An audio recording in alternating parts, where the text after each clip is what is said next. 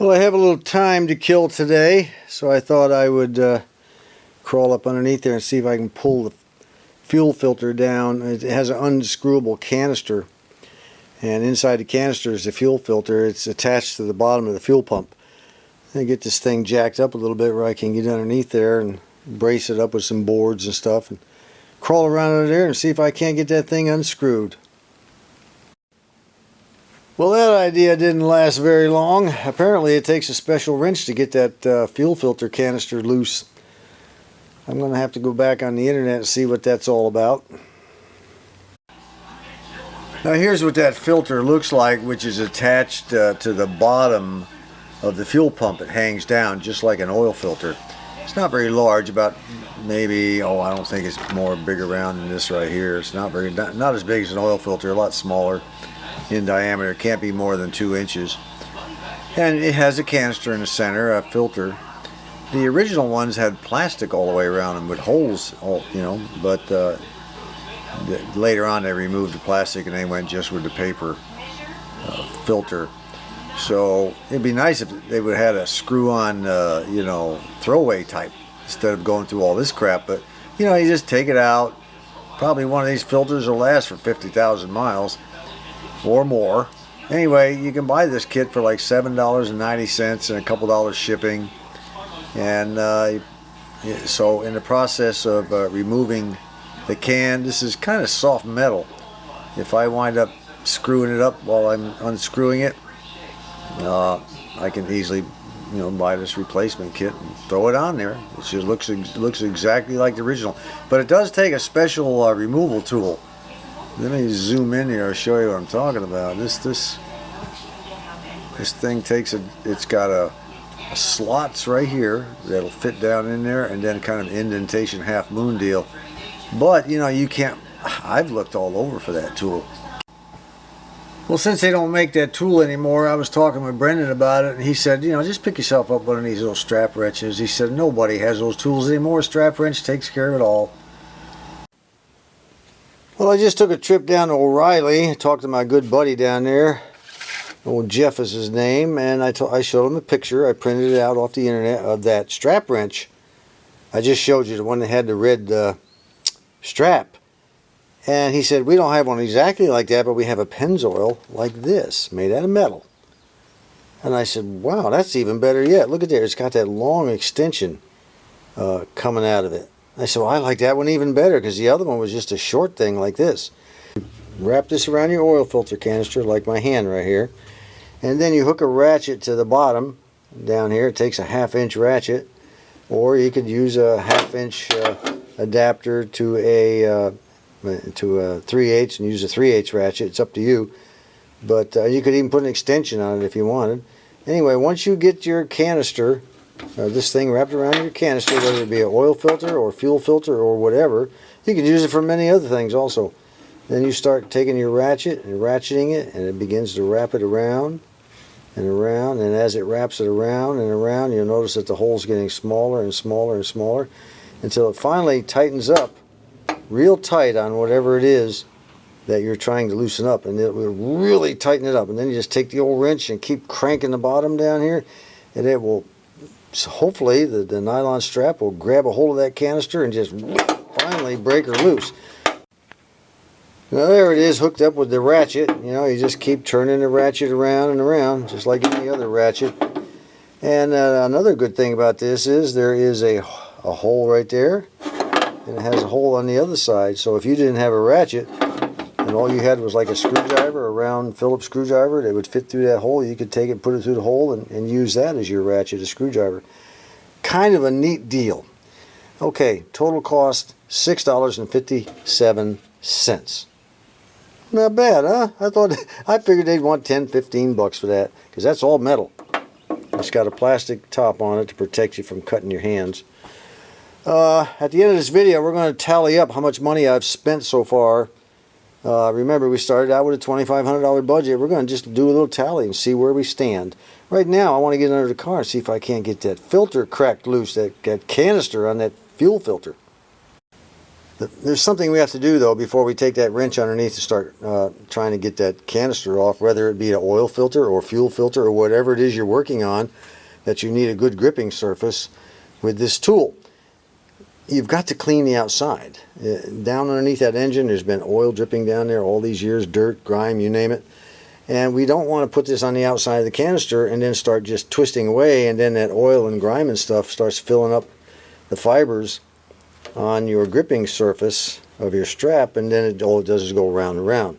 So I'm going to go ahead and put this sock, one of my old socks, on my hand. I'm going to saturate it real good with alcohol. I'm going to get down underneath there and I'm going to clean the outside of that canister off.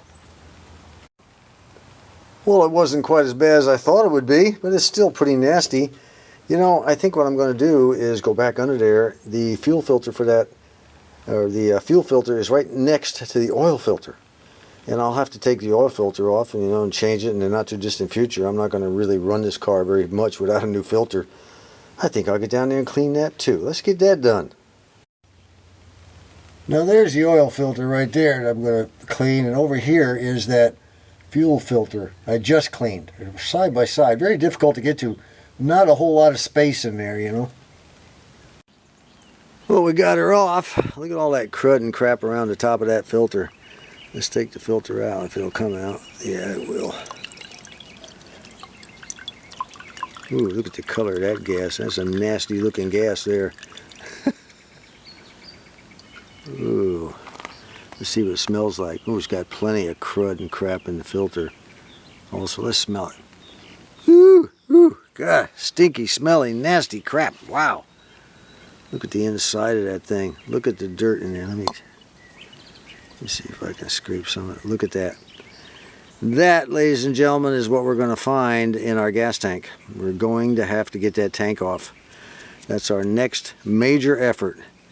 And then I'm going to have to order a new one of these with a new seal. You can, I don't know if O'Reilly can order one of these for me or not. I'm sure they can. They've come through on everything so far that I've ever wanted, even if they had to order it, Boy, that is some nasty looking crap down in there. Look at that. Ooh, ooh, ooh, ooh. When you have this much crap in a fuel filter, you can't just ignore the pump. And now the pump will come off with a couple of bolts and a couple of hoses, one on each end, and that's it, one on each side. And that's it, the whole thing will drop down. There's really nothing to it. And this thing has a dent in the side of it too. I don't know if I did that or with the strap wrench or not. It may have been done with the strap wrench. I don't know. That's pretty thin metal, but I don't think so. But it doesn't matter. It doesn't have a hole or anything. All right, let's wash her up and then take that fuel pump down. I'll tell you what, I decided to just go ahead and take this thing inside the house and give it a good cleaning inside and out. I hit it with a Brillo pad. Got a little bit of rust still in the bottom, just surface rust, nothing loose. Nice and clean now. I decided to do that because if I got underneath the car and was taking out that fuel pump, I'd get to thinking about having to clean this thing while I'm doing the fuel pump and I'd make a mistake. Now I don't have to worry about it. I can focus entirely on the pump. Well, I'll tell you what, guys, getting to that fuel pump's not going to be quite as easy as some of the old Chevy engines used to be. They used to be way down at the bottom. Now this is pretty far down, but there's a lot of crap in the way. Can't get to the two bolts that are holding it on the block. So, what do you do? Well, I could probably get the bolts out from the bottom. With extensions and a lot of cussing and swearing and frustration and sweat. The problem is how to get them back in. See, when you take something apart, you just can't say, well, I got it apart. Then the big question is, how do you get it back together? That's always the biggest question. Tearing stuff apart's easy. So I could probably... It looks right now like I'm going to have to remove the power steering pump. That's this great big blue thing right here. Get it off these brackets, take this belt loose, and move that thing, I don't know, maybe forward, giving me more room to get to those two bolts on that pump.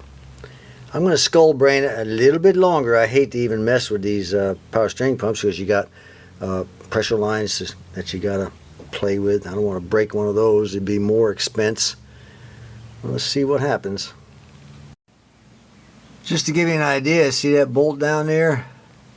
Way down yonder in there? That's just one side of that pump. The bolt's on the other side as well. Oh, fun, fun, fun. in the Arkansas sun. Well, the fuel pump is out. It wasn't easy, but we were able to pull it off. This filter right here, and it goes on the bottom of it like so. Screws on there with the filter in with your little seal here. Kind of a dumb affair, actually. I don't like that filter on the bottom of the pump like that. I don't know, that's just silly in my mind. I don't know who designed that, but they weren't thinking very well. At least to my notion. I went ahead and cut this line off right here that runs up to the carburetor. It runs from, this comes in from the gas tank. This one goes out to the carburetor, and this was it right here. It was a nasty old line. It had it's got a nasty old fitting on it, as you can see right there. That fitting's coming off. We're going to have a nice new setup right there. This is the arm right here that pumps the gas. It goes into the engine, and every time a lobe comes around, it makes this thing, it strokes the top like that. This top part. Just like that. See that? See that mark you see right there? It's constantly hitting and stoking. Of course, there's a lot of oil in there, so it's not like it's going to get worn down. But it does quite a bit. And it just is attached to a pump down inside there, a diaphragm that pumps the gas from the gas tank, runs it through the filter, up through the center, and then out here to the engine. Now, through the center, I'm talking about right there. Okay, that goes up through and out to the carburetor. That's all there's to it on this mess. I don't like that. I wish there was a way we could just kind of, you know, I don't know, cap that thing off and do away with this filter business. I'm just wondering if somebody's come up with a great invention. Then we can just stick an inline filter, another inline filter from the tank instead of this. First of all, it's too expensive, too cumbersome, lousy idea. Okay, the next thing we're going to do is remove the gas tank. Yep, that's our next chore. But you know, every time I come out here and look at this engine, I kind of marvel at how good it looks. Early on, I mentioned to Brendan I was going to take off the valve covers, and he said, "Well, you don't want to do that, you know." No, what he didn't understand was I didn't tell him the whole story. I guess I want to take those valve covers off, de-rust them, and paint them. And especially now that we know the engine runs real good. And we're still on the prowl for a 4100 Autolite carburetor. Remember, just what we got, maybe 15 days, and that swap meet, that Pettigene swap meet's coming up. So I plan to definitely get down there and look around. I think we'll go ahead and end this video. The next one will be removing the gas tank, and then once we get the gas tank out, we'll go ahead and remove the sending unit and stuff like that, and that'll be just a video all by itself, okay? Because we're going to have to disconnect the shocks from the rear. And what we're going to do now is go into a money tally and see how much money we've spent so far. One more thing about the fuel pump. After I pumped this with my hand, nice long one. I've never seen one that long. And you can hear the diaphragm. That diaphragm in there that's being pumped up and down has a spring under it. You can hear the noise of the diaphragm operating.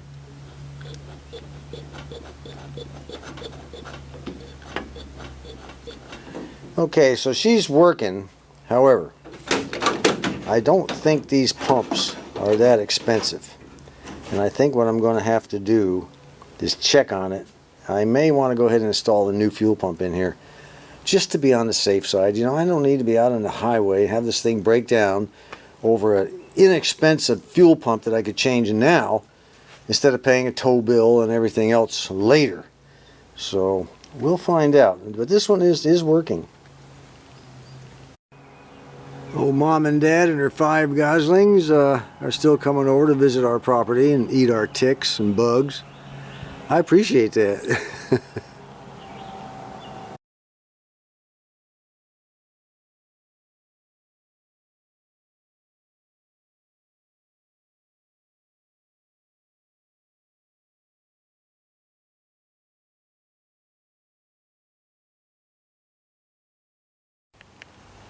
Well, it's not too bad so far, huh? Well, that's it for now, guys. For those of you who watch my channel, you know that we're working on a jukebox as well as a Thunderbird. And I discovered the other day, right after I did the last video, that one side of our volume control was bad, so I had to order another one. It's coming out of Florida to be here in a couple days. I'll tell you what, they are unbelievably expensive. It's sickening, actually. It's not just a standard pot. It's got all kinds of connections on it and everything, but what are you going to do, you know? Anyway, wifey and I will have to eat hot dogs for a month, or those little Canadian geese and those goslings are looking awful tasty. I don't know, you know. Until next time, this is John.